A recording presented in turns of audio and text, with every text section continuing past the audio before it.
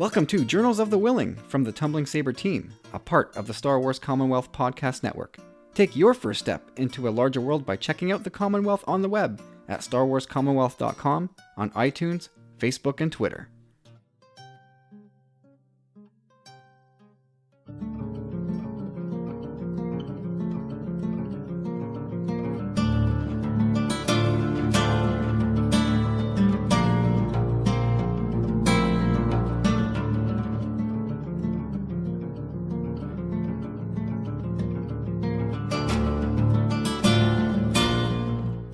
Hey everybody, welcome back to Journals of the Whilling. My name is Kyle. And I'm Steve. All right, it's been a while. It's been a long while since we've had a Journals of the Whilling sit down.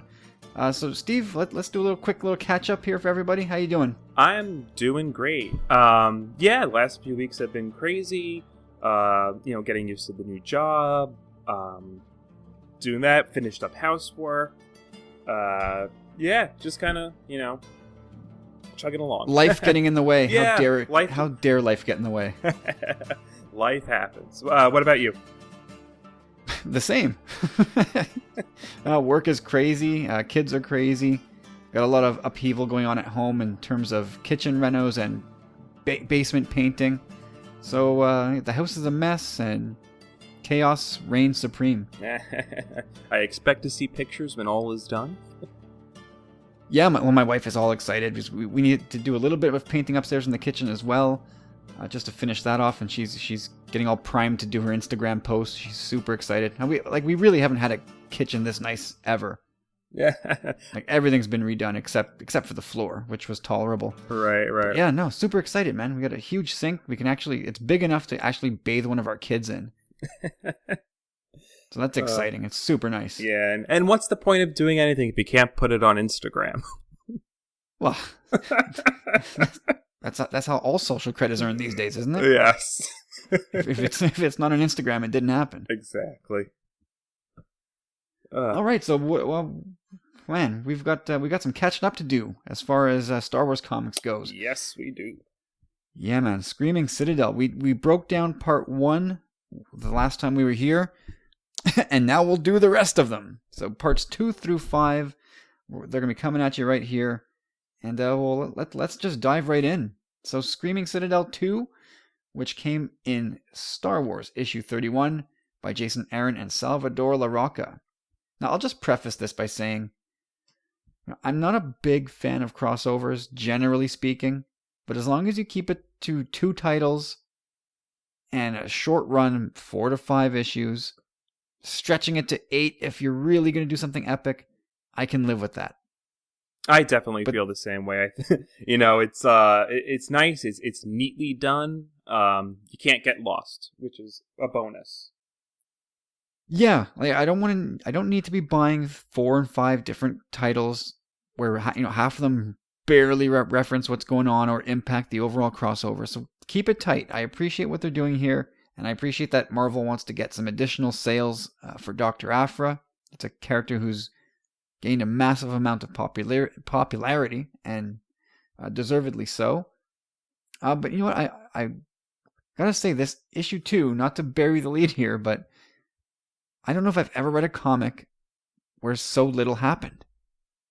Nothing happened in this book. No, actually, I think I read issue 2. I'm pretty sure I did. Today I read 3 through 5 in the straight shot.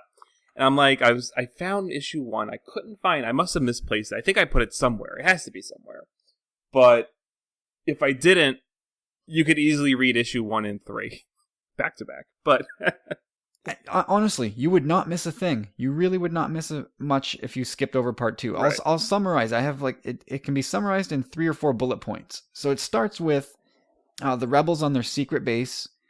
So I'm talking about Han, Leia, and Sana. They kind of mobilize to go save Luke and I guess Aphra by extension at I forget the Queen's planet. Then we cut to a scene with breakfast with the Queen, Aphra and Luke as the guests of honor, and in order to prove himself, the Queen wants Luke to remove a lid over a breakfast tray with by using the Force. And at this point, we have to remember we're still somewhere between A New Hope and A New Hope and Empire. And I think we're still probably closer to A New Hope than Empire. So Luke is really not that far down the road as far as becoming a Jedi goes. And he can't do it. He can't lift this lid. And the pressure's mounting, and Aphra creates a scene. She sets off an explosive, and things are coming to a head. And the Queen said, one of the Queen's guards says, I'll go kill them myself. And the Queen goes, no, just let the horde of creatures deal with them. Then we get this cool visual, probably the coolest part of the book. We see this horde of like mutated, familiar looking aliens. So among them, like a 2-headed Ithorian and 3-armed Gungans, which I thought was pretty cool. But by the end of the book ends with Han, Leia, and Sana arriving on the planet in the nick of time, but face to face with the murder droids BT and 000. So it's a bit of a standoff, and it feels like just before the rebels are able to do anything in terms of saving Luke and Aphra, they're confronted by these 2 violent droids, which we know to be completely homicidal. So and that was it. That was part 2. And I was just checking to make sure all my pages were there. Did I miss something? No, that was it. Well, it's pretty fortunate these issues aren't too far apart, considering that they're, spread between the 2 titles. So you didn't have to wait too long for the 3rd part, at least. Yeah, but you know what? On top of really adding nothing to the story, I thought the art was just awful. And specifically, the facial expressions, the faces of like the humans, the rebels in this book, and especially the Queen. I thought the art was just revolting in this issue. I don't know if anybody else had the same gripe as I do, but you could tell that Salvador Larroca, who did the pencils in this, and who I previously really liked on the Star Wars title earlier on in the run, and on Darth Vader, the first volume of Darth Vader. I liked all his work, so I thought this would be a shoo-in. But some of the faces in this, oh God, they're just terrible. I don't know if you remember them. Not specifically with issue 2, but with the subsequent issues. It's a little all over the place. I think there are some pages where it's beautiful and really well done, and then some not so much. And I don't know, because apparently, it looks like they're going back and forth between the 2 different pencilers. Correct. So, there's a little inconsistency there. Oh, you get wildly different styles for sure.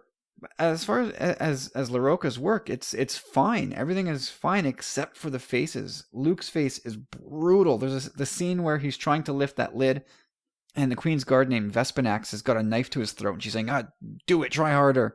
And she slams his head down into his breakfast plate, and then lifts it up again. And the look on his face is just awful. It's just so unnatural and looks borderline creepy.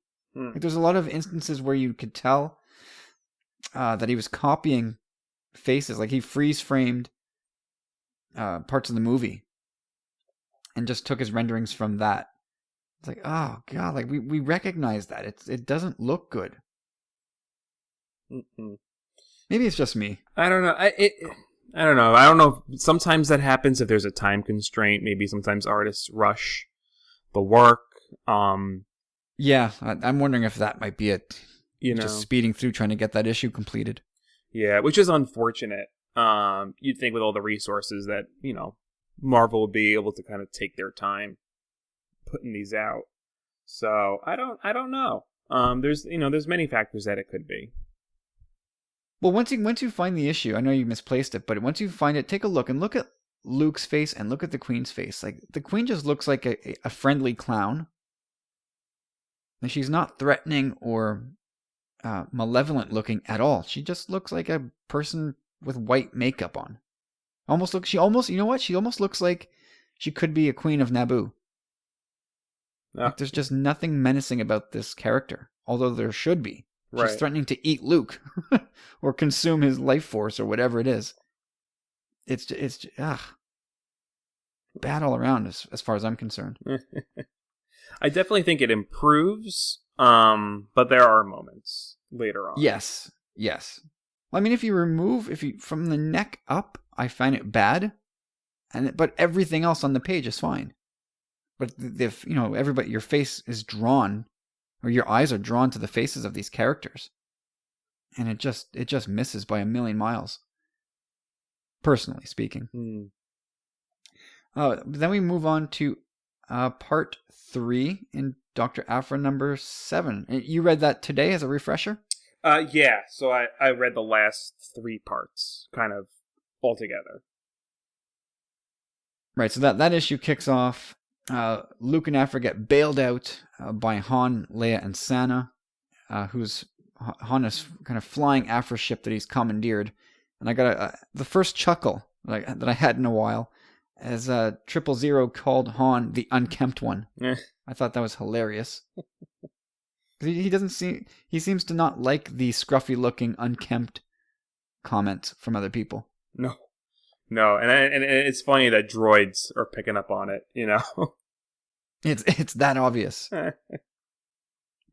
But in a little bit of a twist, when everybody's got their back up against Aphra, Luke is now defending her and saying that he went with her by his own choice, and Aphra's his friend now, and to kind of back off her, which is sort of I guess a weird role reversal. It's an interesting dynamic, especially with Luke defending Aphra, and then you have Sana, trying to convince everyone not to trust her. I think that's a fun kind of play between the three. Yeah, no doubt. Well, they had to add some tension somewhere, otherwise Aphra would be dead. Because Sana did try to kill her. She actually took a shot at her, and Luke blocked it with his lightsaber. He has maybe that's a bit of an inconsistency where he has trouble lifting a lid off a breakfast tray, but he can block a laser blast. Well, remember, he did practice that in A New Hope. Yeah, he did do that in A New Hope from a remote. So I guess maybe that's what Kieran Gillen was thinking. Mm-hmm. Not really that egregious of a mistake, if it's even considered to be a mistake. Then there's a shootout with the heroes and the Queen's guards, and as they make their escape to somewhere to hide, they come across this colony. And so if we back up to issue 2, in the breakfast scene, when Aphra sets off the explosion at the breakfast table, these creatures, it's almost like something out of Alien, called the Aberson symbiotes, kind of break loose, and they're apparently these super dangerous creatures. Well, now in part 3, the heroes enter sort of this chamber where the whole colony is being kept, including the Queen. And I think it's Aphra mentions that not even the Empire will touch these things. They're that dangerous, and weaponizing them is it's too risky for whatever reason. So these are a new addition to Star Wars lore. I think I've not heard of them before. I'm just going to fact check. I want to say that these came up earlier in the Aphra series. I would not know. That's my blind spot. I just want to make sure I get I'm trying to I'm just trying to get the right spelling. Because I want to say that these are the creatures that she faked her thesis on. That's pretty to funny. Get her doctorate. It's funny that you can fake a doctorate in the Star Wars galaxy. They're so far further advanced than us. Yeah. Yet you can fake a doctorate. She stole the research from a professor. Yeah. Yep. So these did come up earlier in the Aphra series. Okay. So I thought that was a really cool tie-in that kind of it's like her past coming back to literally and figuratively haunt her. Yeah, I guess so. And so this explains why she knows so much about them and why she's so keen to run away from them. Yep. So they do get away from them, of course, but they're confronted by the queen, who mesmerizes or hypnotizes Han first, and so he's kind of captured and taken away. And so then that leaves Leia, Afra, and Sana again, who snatch one of the symbiotes. Actually, it was I think 000 who grabbed one. Yeah. Since he's a droid, it won't affect him. And they take it to Black Chrysanthemum, who of course is accompanying Afra. But Wookiees are not very well received on this planet, so he got his butt whooped, and I don't know if he's left for dead or just beaten unconscious. But 000 kind of props him up, and then very gross. Well, you don't really see anything, but it's what's in your imagination. With a saw, kind of cuts open the back of his head, and sticks on the symbiote, and so Black Chrysanthemum comes to, and he's in this berserker rage, and he just starts beating the crap out of everybody. Yes, I love the obvious references to Alien in this arc, which is really cool. More specifically, like Prometheus, like the newer movies. Because like in the original Alien, when you would get infected by the face huggers, they would just grow inside of you, and you'd have like the chest bursters. But with Prometheus, when you were infected, it would actually like take over in a way and make a person more primal and dangerous. So interesting take, kind of putting that. Yeah, it's very much like this. Yeah. So Black Chrysanthemum is doing his thing, and he only starts to do that in part 4, but you can tell it's not going to be a good time for these Queen's Guards, because Black Chrysanthemum is a huge Wookiee. Like he's like the Shaquille O'Neal of Wookiees. And he's got a bad attitude too. And then there's 000 kind of zings Leia a couple times in the book, which I thought was a relevant talking point about how 000 sort of makes reference to the fact that maybe Leia would prefer it if Han and Luke were more like droids, because at least droids listen. And she seems to be constantly angry with her friends because they never pay attention to her orders, and Leia wasn't totally pleased with that. Yeah, I really liked how he was tapping into her insecurities as a leader, coming up in the rebellion, and obviously being, a head figure. So, those kind of pressures are on, and obviously she feels for Luke and Han, and, and they are friends, they are a family. So, it's a weird dynamic when you think about it.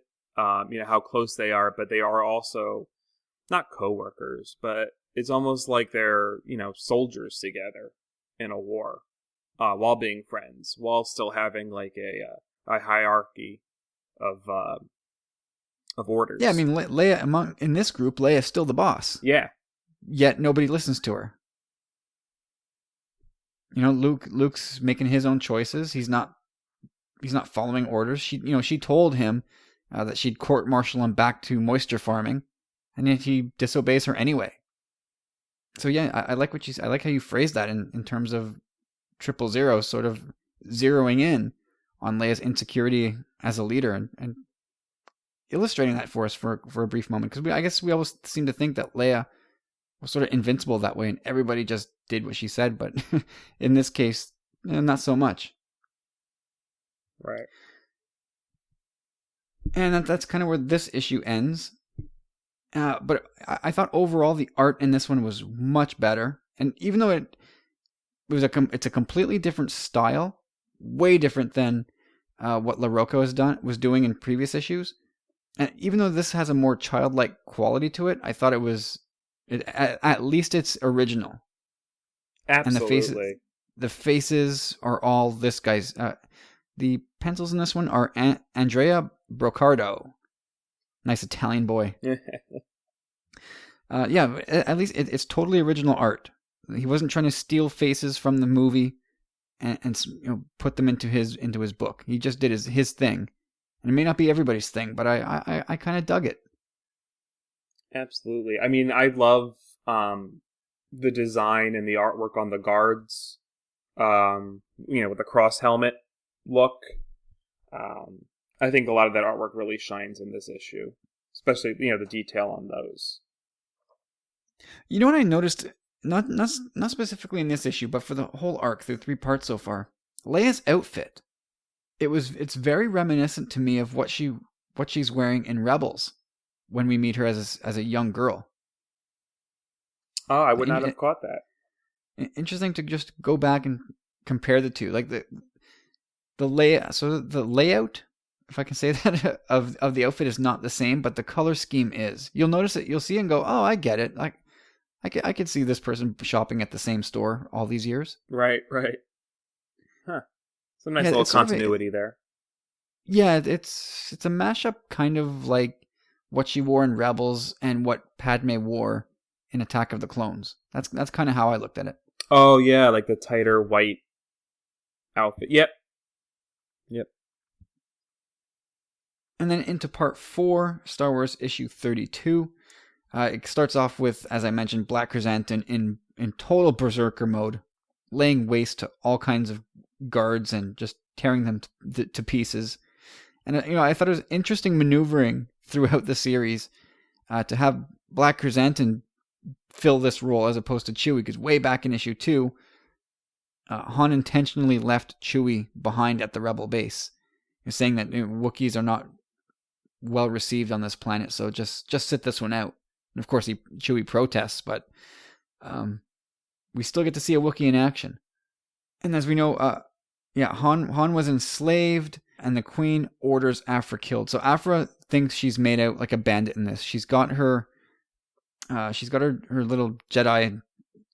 What was it, like a big crystal? It was a big, like, football-sized crystal. Mm-hmm. And the Queen managed to activate it. And we don't find out how she activated it, but it's done. And so Aphra's on her way off planet looking for a new ship because Han crashed hers. And lo and behold, the Queen says, make sure she doesn't leave orbit. Of course. Of course. The betrayal again.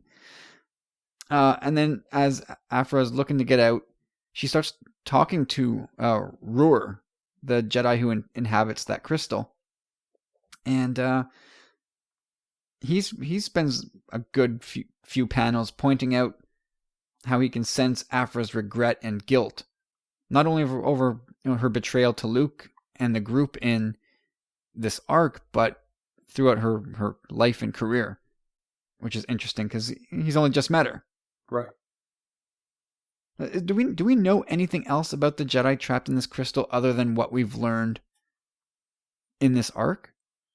I'm trying to think back to the first arc for Aphra. He was part of some, or the crystal was captured by some order, correct? Right. So this Jedi, quote unquote, that's in the crystal, was a leader of the Ordo Aspectu, that her father was, researching.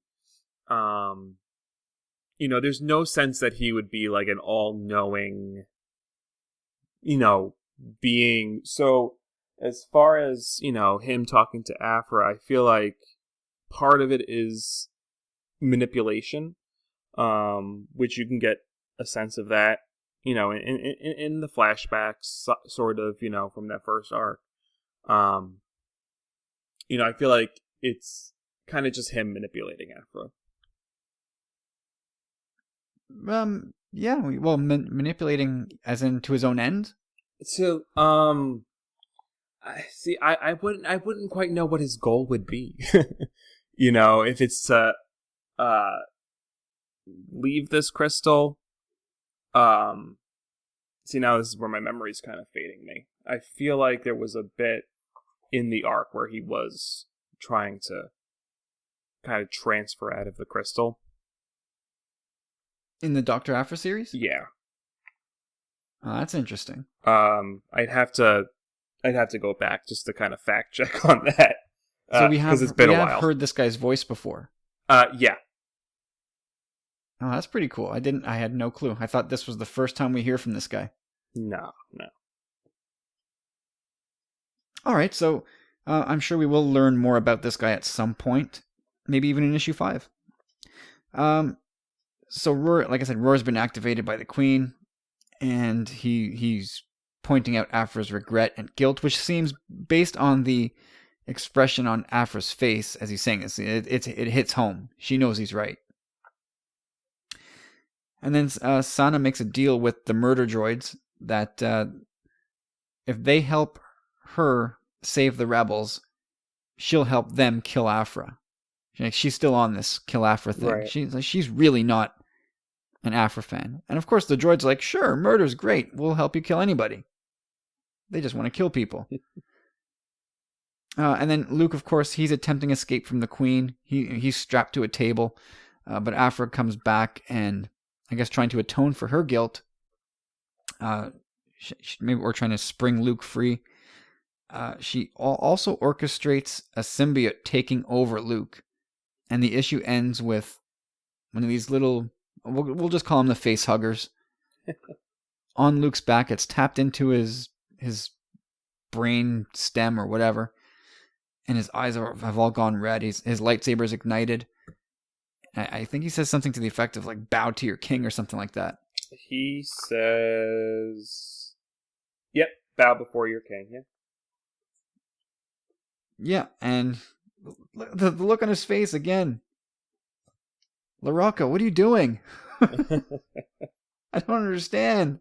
Yeah, it's, now I'm like, yeah, so I'm looking at this example of it. It's got that just uncanny, weird, what do they call that? Uncanny valley, kind of. It's like trying to be a photograph, but it's a it's so bizarre. It's trying to be photo real, but it's clearly not. Like, if you go back a few other pages, he doesn't do that in certain situations, and it actually works better.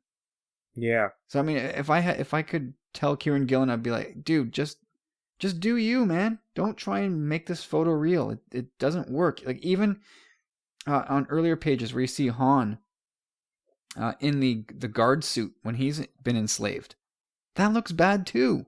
Yeah. Yeah, it's the whole uncanny valley thing. Like, we can detect that, and it's not really well done.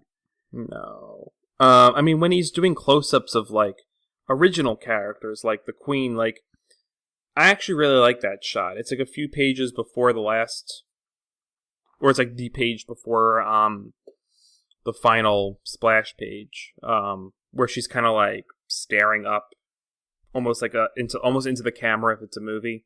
Yeah, I know what you're talking about. Yeah. I think that looks pretty good. I mean, he's still kind of going for a photo real look, kind of, but it's not rendered from like a movie or a photo of an actor. So it plays off a little better. Yeah, see, I'm looking at this version of the Queen versus the one that we got, say, in part 1 in the Screaming Citadel one-shot. And I know it's very comic booky and her eyes are completely white, but I love that. Like, I love that version of the Queen as far as a comic book goes. The white eyes? Is that right? Yeah, like the white eye look is just that's just for this kind of character in the gothic horror genre. Sort of the retina-less, pupilless eye works for me, and I thought that she looked great. Yeah. But once they brought her down to this almost photoreal looking person, to me she's too Naboo Queen. I think it's just it's just inconsistent, and I think that's really just the only issue as far as having big issues goes, like that I have with the arc. If you're still open to that page, so you see the Queen on that one panel, but then on the next page, if you look at Afra, it's a completely different style. Yeah, from the same artist. Like, what? So I mean, it just kind of like, when it goes to the inconsistency in a comic book, in the artwork, it kind of just makes you wonder. It's like, how many processes is it going through? Like, are they giving it to one artist to start, someone else who's being uncredited to finish it off. Like, because sometimes I know artists who have a lot on their plate. Sometimes they'll have someone else that they trust kind of help them out. I don't know if that's just more so in the indie side of things. I couldn't imagine that happening in Marvel or DC or any of those, but it's possible. Yeah, I suppose it could be possible.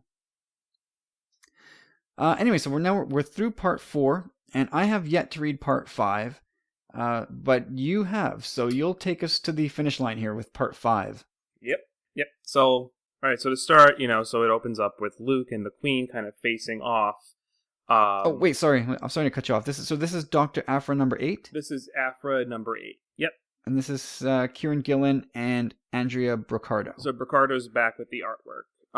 So a little more consistent with his work. So I think as far as his art goes, I think we both can kind of agree that I think his artwork's a little more in line with what we would expect. It doesn't have those awkward uncanny valley shots. It certainly does not. It's a little more his style, and I like it, especially for this gothic tone. But so it opens up with Luke and the Queen kind of facing off in a kind of psychic battle, which is totally not what I was expecting with this arc. I really kind of thought maybe it might have been cool if because he's taken over, maybe he can kind of tap into these Jedi powers, and maybe once he's freed from this control, maybe he doesn't remember quite as much, so we can kind of get a snapshot into what he's capable of. But they didn't quite take us there, so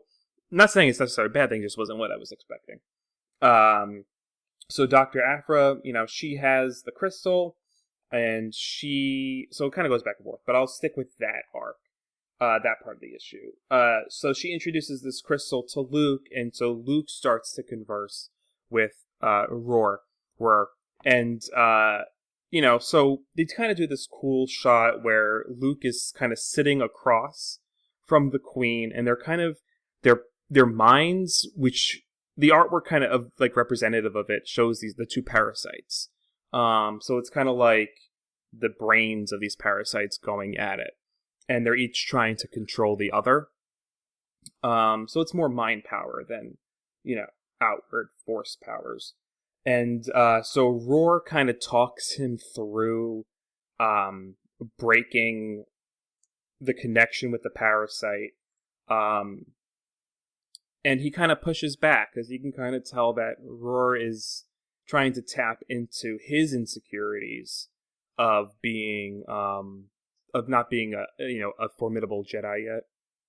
So, I think that was really interesting. He calls him envious, and he's just kind of tapping into all of that. That he doesn't mention Obi-Wan, but you can kind of tell that, he's kind of tapping into Luke's feelings. Luke wants to be more powerful. He wants to be able. It's like Anakin, where he wanted to be able to save his friends at the drop of a hat, but he's not there. Exactly. But Luke kind of learns from this kind of tug of war with Roar. And he understands it's more so not tapping into pure power, it's tapping into your feelings as a Jedi. So kind of making it more human and more intimate. So he breaks from the parasite, and the Queen's kind of taken aback by this. Because she just assumed that, a Jedi is more about strength and whatnot. So she's kind of in a state of shock. And, Luke has this good quote where it's like, the Jedi feel free. And he slashes her with the lightsaber, and he kills the Queen. And Aphra's just kind of like shocked that he didn't follow Roar's advice and didn't kind of give in to this crystal and that entity. So with the Queen dying, her control over the guards and her two kind of main, I forget the names, but the two minions, the guy and the girl, that connection is broken. And actually, it's funny, Han, because he's still connected with the parasite, he kind of becomes the king temporarily. And they want to follow him, and it's actually really funny. And so Sana and Leia are like, do you really want to be king? Do you want to be in charge and tell people what to do? He's like, no, you're right. So he kind of snaps out of the parasite control. And So that's kind of weird, isn't it? Like Luke needed a Jedi Master to coach him out of breaking the parasite, whereas Leia and Sana just had to crack wise to get Han to do it. I think part of it, and what I was getting, was that because the Queen died, so kind of they're all connected in a way.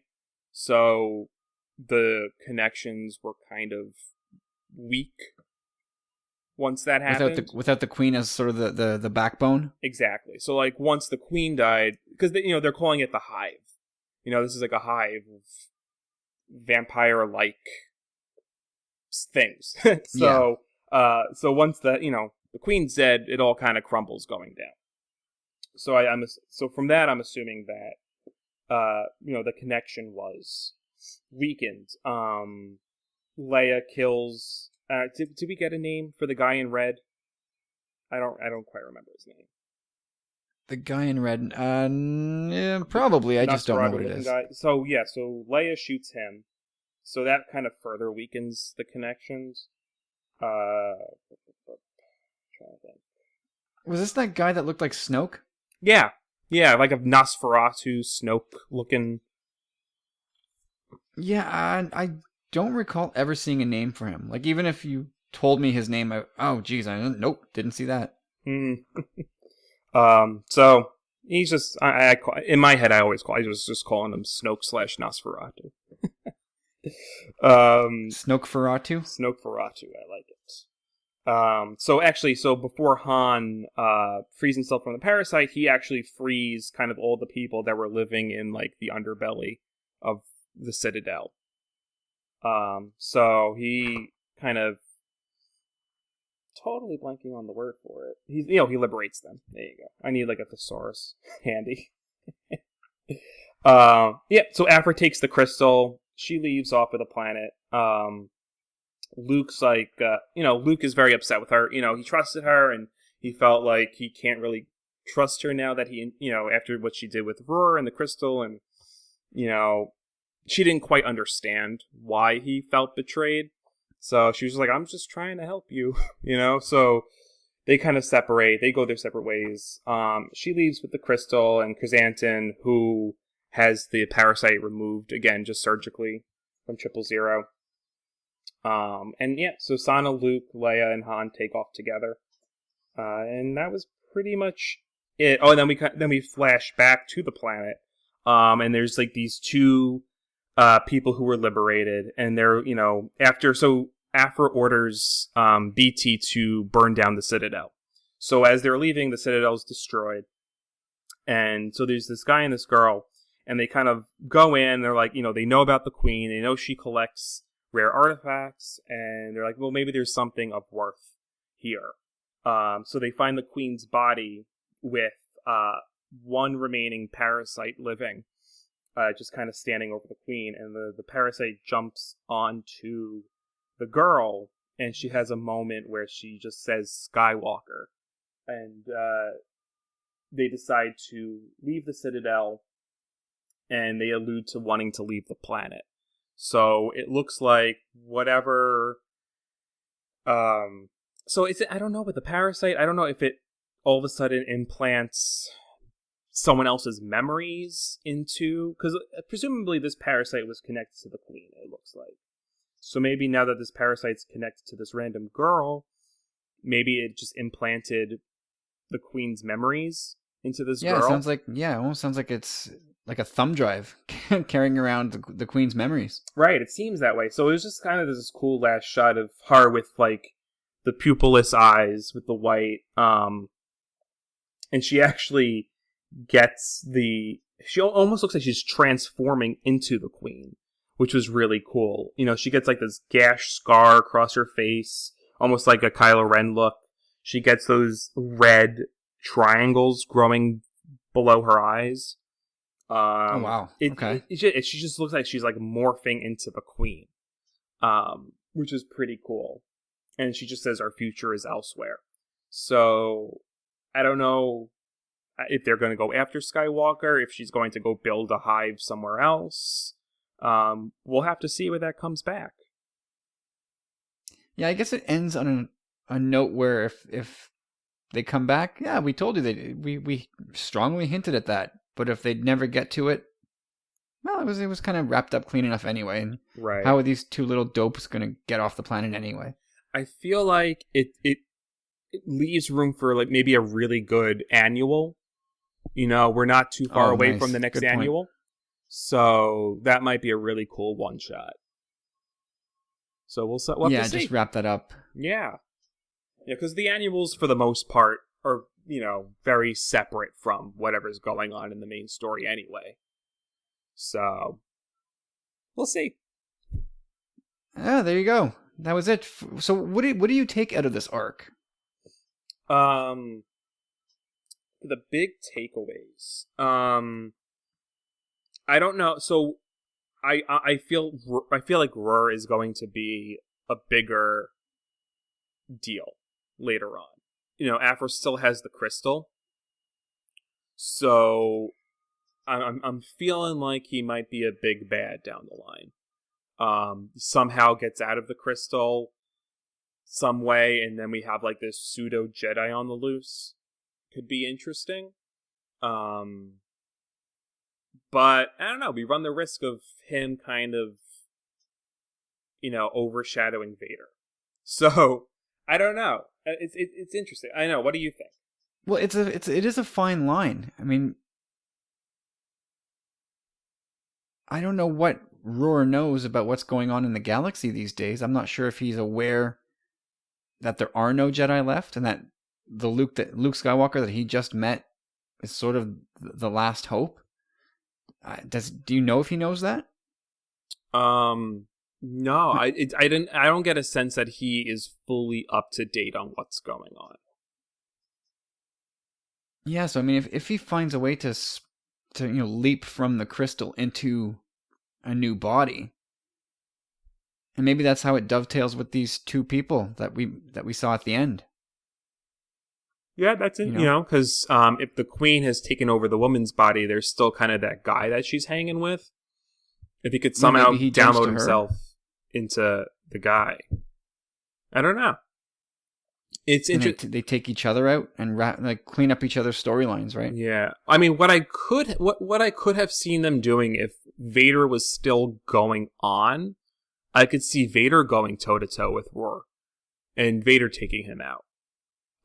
If Vader was still, in this timeline rather than the new Vader, kind of going back to episode 3. Yeah, because we haven't seen Vader for a while now, right? Going back to maybe the early 20s. In the last Flight of the Harbinger was the last time we saw Vader. Right. So really, Vader's been put on a hiatus in this, pre-episode 5 time frame. So I don't know. Now we don't really quite know what he's up to for quite some time. So that could have been. Maybe they'll do a one shot. Again, there's plenty of opportunities. They could always do a 5-part miniseries just for Vader. I wouldn't mind seeing like a 5-part, 6-part Vader versus Roar arc, just random. You can get it as a trade. That would be pretty cool. I think they might be doing something to that effect in the Vader Volume 2, where Vader's been dispatched by Palpatine to go get your own damn crystal. Don't be lazy and take one of these old Jedi lightsaber crystals. Go find your own. Right. But yeah, I guess there's a chance to work him in there. Other than that, I don't know what I take out of this. I mean, this is sort of the blessing and curse of Star Wars comics, where we all love the medium, we all love comic books, but they are so locked into continuity that they can't really do anything that impacts it. They can reference it, they can touch on it here and there, but it's really tough to impact the continuity. Yeah.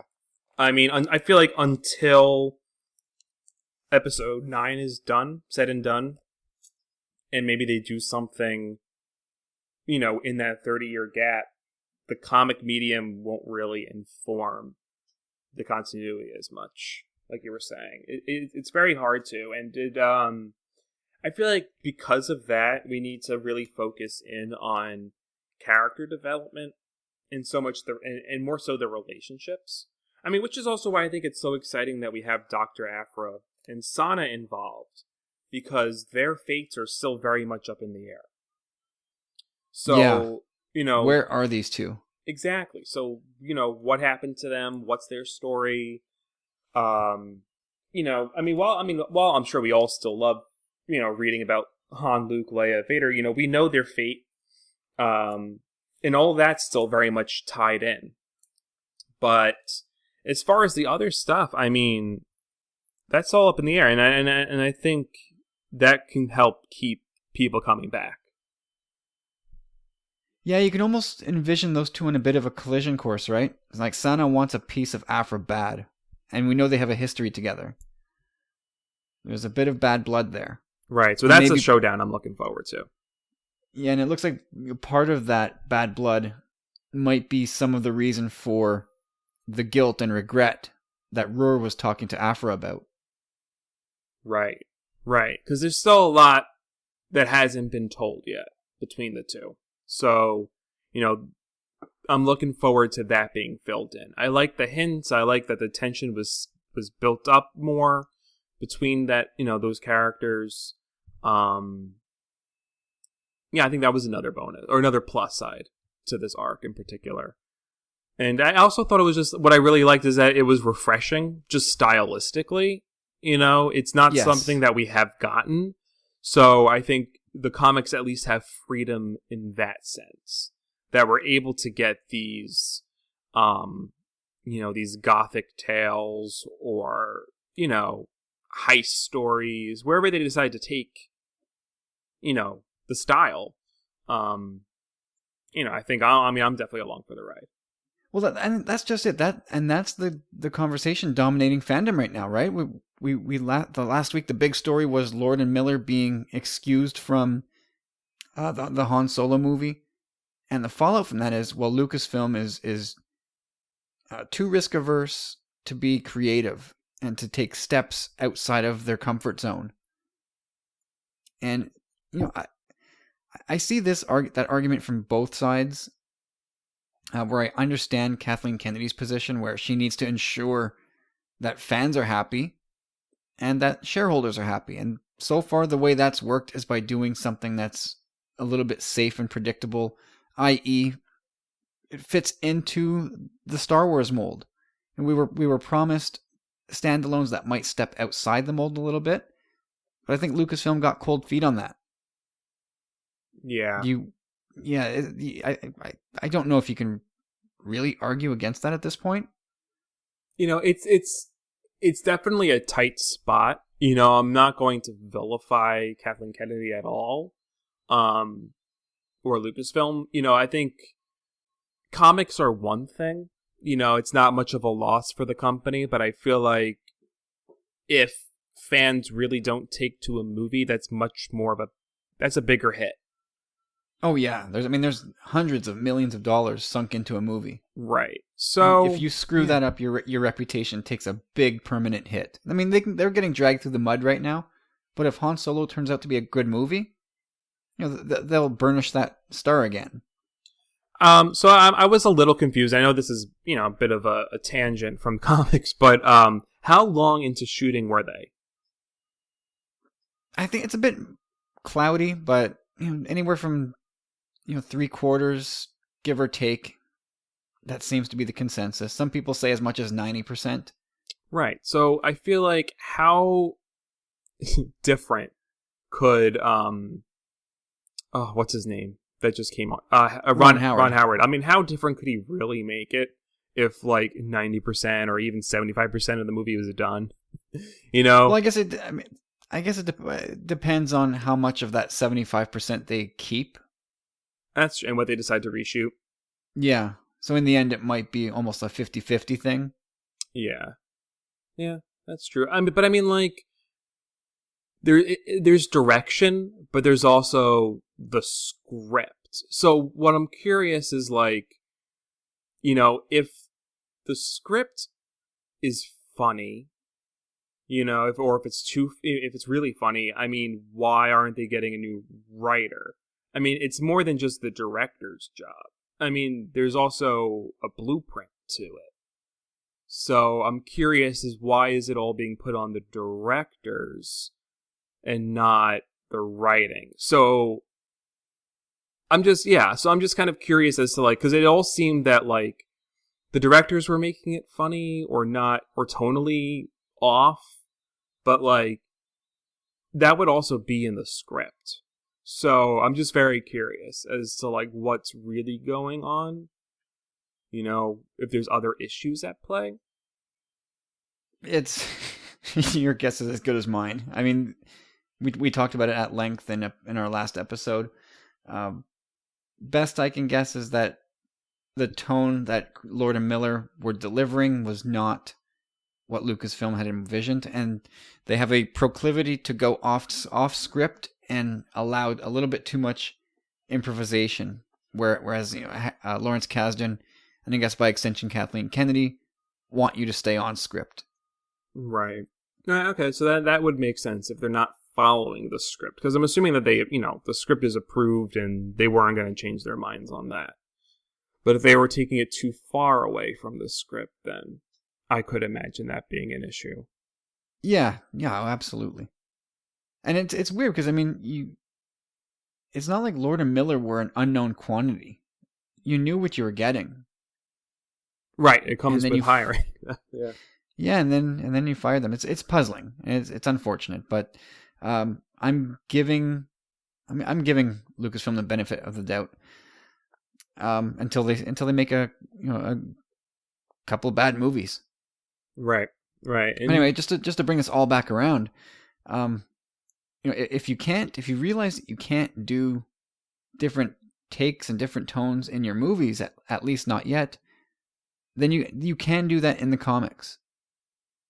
As they just did. They did this whole Screaming Citadel crossover, and they've done other work too that doesn't necessarily squeeze into the Star Wars box. Right. And you can get away with it there. And I think it's appreciated by fans. I can't speak for everyone, obviously, but I mean, I've been loving it. Yeah, I mean, Star Wars comic book readers, I think, are a very small sliver of the entire Star Wars fandom. And even if you say, well, listen, if you want different, go read a comic. People are going to look at you and go, no, I'm not a comic book guy. Right. I mean, that's doing that. That's my fiance. He won't touch a comic book. Well, there you go, right? So there might be people who want different stuff out of Star Wars whom, if they're not willing to pick up a book or a comic, they're just going to have to wait. It doesn't seem like Lucasfilm is ready to take that step yet, to do something totally different. Right. But we'll see. I'm trying to think. So was there any news that we didn't touch on? Not really. I think we got all the announcements much later, earlier on. So yeah, we saw some preview art for Captain Phasma, which is coming in September. And the only other thing that came around was a little bit of, I don't want to say a leak, but a little bit of a list of writers that are going to be in that A Certain Point of View anthology. That's right.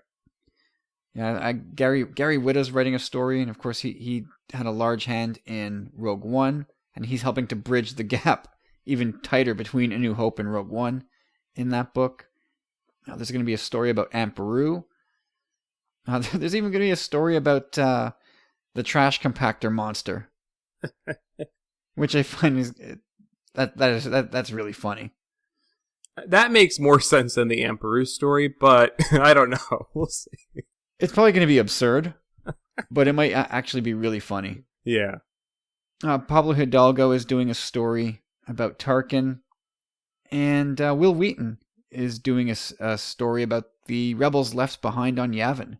Oh, I didn't know you. I love Will Wheaton. That's awesome. So yeah, there we go. That's that. I mean, I think that's basically all the Star Wars news as far as printed stuff goes that, Mhm. that dropped in the last little while. It's been pretty quiet on that front. Right, right. I mean, once the episode 8 hype kind of kicks in more so, because I think we're getting the trailer again, I read, very soon. It seems, yeah, and it's another topic we talked about in episode 81 that, I don't think that they planned on doing a trailer this soon. But because of the fiasco with Han Solo, they're not going to have a teaser for D23 or San Diego. This is me just throwing things at the wall. I feel like they were going to tease Han Solo at one of these two events, and now they can't because they don't have anything to tease. So they're rushing a teaser trailer into production. The whole backbone of my theory is that all that news broke the same week.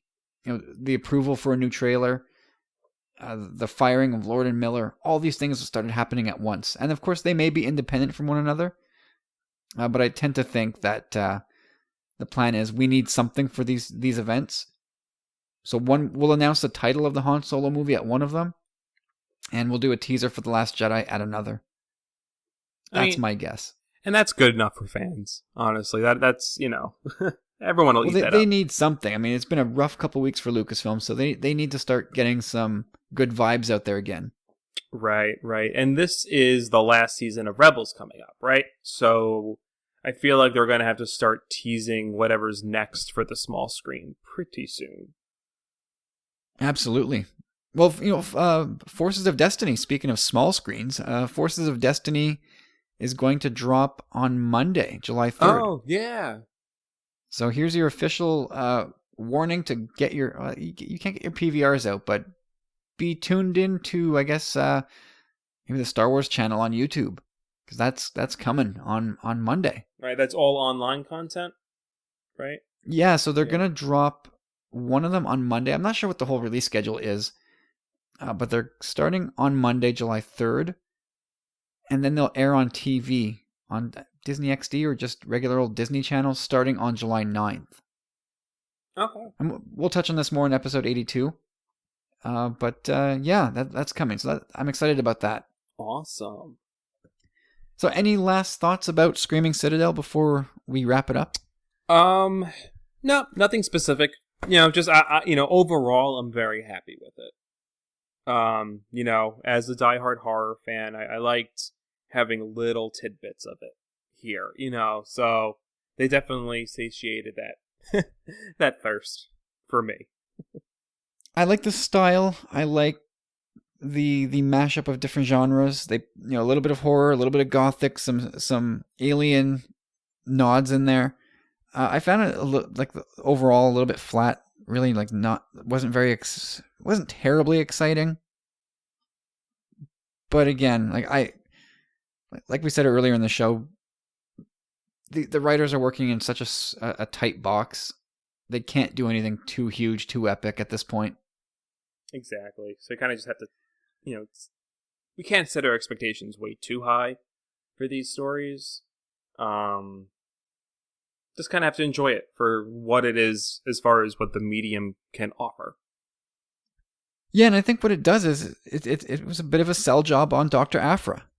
I think this was designed to put this character in front of more eyeballs who were not reading the Dr. Aphra title, like me, and to get people a little bit more interested in the character. And they showed the sassy, sarcastic, smart aleck side, as they always do. And I guess you can speak better to this. This may be the first time that we saw some vulnerability from Dr. Aphra. In relation to the main cast, definitely. We get a little bit of that with her father.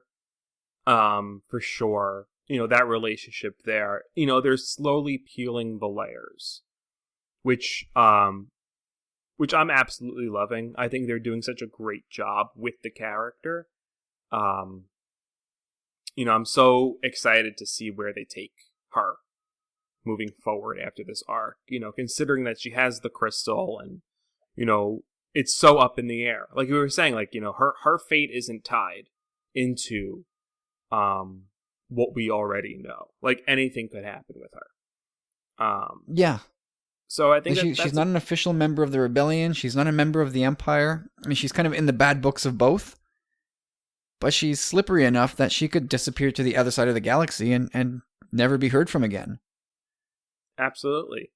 So yeah, there's who knows what they'll do with her. Do you think her fate or her life as a character is tied to either comics or novels if they go that route with her, or do you think she can make a leap to animated or live action? I mean, at the least, animated. I don't think she's tied just to comics and novels. I think they could definitely do something really cool with her in some animated show. As far as live action, maybe. What's tough with live action is they don't do that. It's not like Marvel. They don't do that many a year. So until they start doing more standalones, I can't see them kind of sacrificing a block for her just yet. Or just they have to. I guess they have to build interest in the character to a critical mass, right? Absolutely. I mean, they could definitely work her into some already established story in live action, but I mean, I think we'd have to wait and see where they take the movies, or if they decide to do live action TV, which I think they should. But I don't know what they have planned, because right now they just have the episodes. Rogue One's out, Han Solo's coming up, and we don't really know what they're doing after that. We're anticipating Obi-Wan, but once episode 9 comes out, I'm assuming that they're just going to do standalones for a while. So I feel like there'll be room for her in a few years, probably once that happens. Do you think? Well, I agree with you for sure. If this character keeps going on this path, at some point she's going to be as popular as Ahsoka. Now, let me put this to you: do you think it's a missed opportunity not having her as a part of the Forces of Destiny series? Yeah, actually. What's interesting is because she is a queer character, I wonder if they're afraid of putting her on TV, on a children's channel. Me personally, obviously, I think it should happen. I think there should be some visibility for kids. But I'm wondering if some of that might be a factor. Some of the political background. Well, maybe on the opposite end of that spectrum, the argument applies where because she's queer, it deserves a better treatment than you can do in a 2 to 3 minute episode. Yeah. I mean, I definitely think she deserves more fuller story, because really the Forces of Destiny, these are already kind of established characters that the mainstream fans, who just watch the movies, really know. Actually, these are going to fill in gaps and little character pieces on characters we already know. Right. Where Aphra, I feel like she needs more of a platform, like an introduction for kind of the larger audience of fans. Yeah, I wonder if you could tease Aphra in, say, a Leia episode or something, but then I don't know. It's probably too complicated. You're probably getting into a little bit of a wasp nest with bringing Dr. Aphra into Forces of Destiny, not doing the character justice, or giving her a half-assed intro to animation or actual TV programming. I guess maybe that doesn't work. I don't know. I think in my head it's a missed opportunity. Yeah. But it's probably more complicated than I'm giving it credit for. You definitely want it to be done right. I think the next big logical step is a novel, for sure. Oh, a video game. Well, she is in one of them, actually. Really? She not like a big platform one. She's in the one of the mobile games. Oh, okay. Yeah. Okay, well, I mean, it's a start, but yeah, get her into a console game. Do a Dr. Aphra console game. Yeah, I think she's in Force Arena. That one. But a console game, get her into Battlefront. would be kind of cool. Put her as a character in Battlefront, but could you do a Dr. Aphra game? I mean, now here we go. We're going on down the rabbit hole. Could we do a Dr. Aphra video game? I think absolutely. I mean, just not to just go back to Battlefront, but Battlefront 2, the lead character is an unknown Imperial soldier in the story mode. So I think if they can, do that, I definitely think Aphra could, and it would be this really cool, like, oh, see, now the gears are turning. You're doing this to me, Kyle. They could do like a really cool Indiana Jones in space with her. Like you're going out. The objectives, the missions of the game could be exploring planets, finding artifacts. Oh my god, it would be so awesome. Yeah, I mean she's off chasing a certain artifact, and for us as players and viewers, it's an interesting artifact because we can kind of infer from the name of the artifact what it is and what it could possibly mean. And simultaneously, either Vader is after her and you're constantly trying to evade Vader, or a group of bounty hunters. Yeah, that Vader is dispatched. So you can have these cutscenes where Darth Vader's a part of it too, and that's a way to get Aphra involved. Oh, that would be so cool, and that would bring it to a bigger audience. You know what I mean? For sure. Because I feel like if a Star Wars fan isn't big into the novels or the comics, most of them probably have tried the video games. That would probably be the next big, group of fandom, fans right there. So, yeah. Oh man, that would be so cool. a video game with a tie-in novel, just like Battlefront and Inferno Squad. Yeah. Oh, they should hire you. Lucasfilm should hire you. Get them from your lips to whoever's ears. Ooh, such a good idea. I think we should end on that note. Yeah. So all the listeners start writing to Lucasfilm. Let's get an Aphra game going. I would pony up for that game for sure. All right, Steve. So where can people find you between now and the next time we get back together? They can find me on the Twitter at JoengoFett. Awesome. And as always, I'm at Tumbling Saber on Twitter, Facebook, and Instagram. Come give us a follow. We typically follow back any and all Star Wars fans. We just love talking about the galaxy far, far away.